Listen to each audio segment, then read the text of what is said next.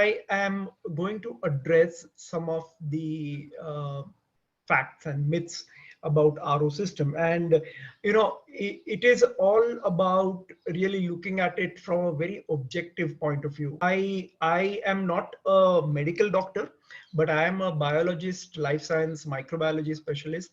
And uh, in fact, a few years ago, I authored a book, Swachh Bharat, Swasth Bharat.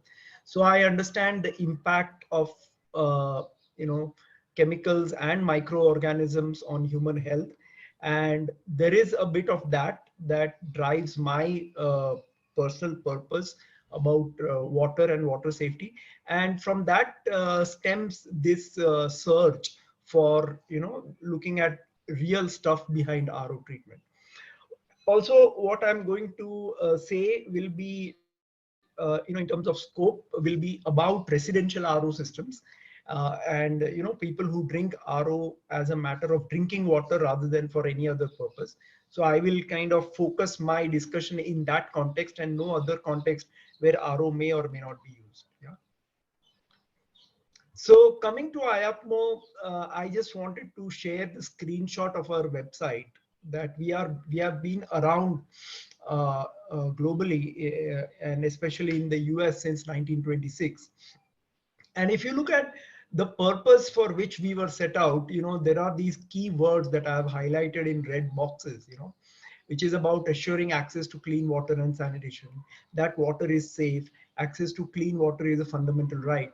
And all these terms are being used in the 21st century as we are thinking about the sustainable development goals. And I take immense pride in IAPMO's legacy, that way back in 1926, they have had the vision to think about this, as at that time, US was undergoing massive urbanization, as we are seeing in our cities today. And you would be surprised, because APMO is not a very well-known organization of sorts, but it is a fact that our codes and standards are covering almost 50% of the global population. Of course, they are in the very specific sector of plumbing, built environments, water, and sanitation, but it does cover 50% of the global population. We also have a foundation. It is called International Foundation for Water, Sanitation and Hygiene. And one of the initiatives it does, on an annual basis, is in developing countries run community plumbing challenges, where they increase the capacity of the community to learn plumbing technology and maintain their water and water management systems for enduring use.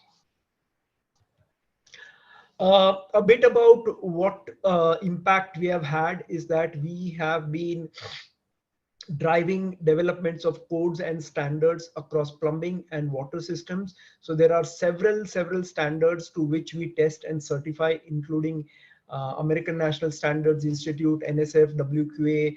All these we have been doing for chemicals reductions, for showers, for microbiological purifiers, so on and so forth. And also to say that the lab that we have in Bangalore is also recognized by IAPMO R&T. It is an ANSI accredited body, and we carry out many international water related testing protocols, be it for water treatment systems or water management systems. And this is just the list of tests for which we have been accredited here in Bangalore. And what it means is that if somebody wants to export, for example, a water treatment system to US, or for that matter, even plumbing systems to US, they can get it tested here and get an APMO certificate right here. So in that sense, we are also helping the initiative of Make in India by reducing the cost, increasing efficiency and speed of certification for some of our businesses in India. We have developed several codes and standards, but the one that I wanted to really point out on the right hand side of the screen is that we pioneered the evaluation of point of use drinking water purification systems and its specification.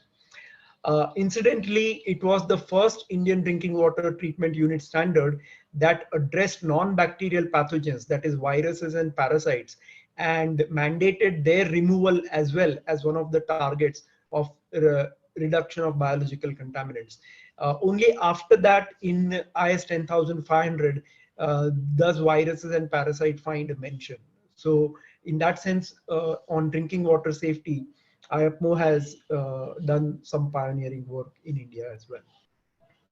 So just wanted to reiterate that at the heart of everything we do is codes and standards, developing codes and standards with regard to water treatment, plumbing, mechanical and hygiene systems.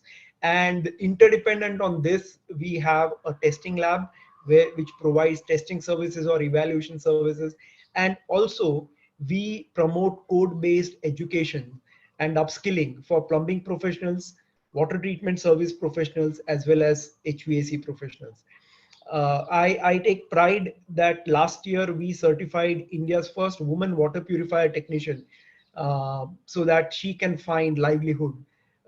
And actually the in urban India, especially when women are at home, they are more comfortable having a woman technician to come and repair or the replacement of parts, etc. So that also we pioneered. And we do various independent testing as well. For example, if you want to know whether a certain water sample is meeting criteria or not, we have advanced analytical chemistry lab, microbiology and hygiene lab, as well as plumbing and sanitation lab. So that's in a nutshell about IAPMO.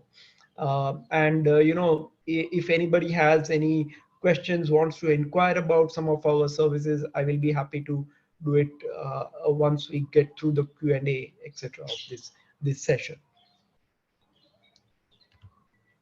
So coming to RO, in today's session, I'm going to talk about three prevailing beliefs, or let me put it that way, perceptions about RO. And these three are, first, consuming RO water is harmful to health. There is a sense that important minerals are removed. In fact, low TDS water extracts minerals from the body. So I think that is one chunk of belief or perception that we need to address. The second is about RO wasting large amounts of water. And that is another question I would like to dwell upon. And last but not the least, this is not very, very much, this belief may not be as strong, but still there are concerns about this which have been raised, that RO reject water might have a bearing on increased soil salinity. So these are the three key questions I would like to address one after the other.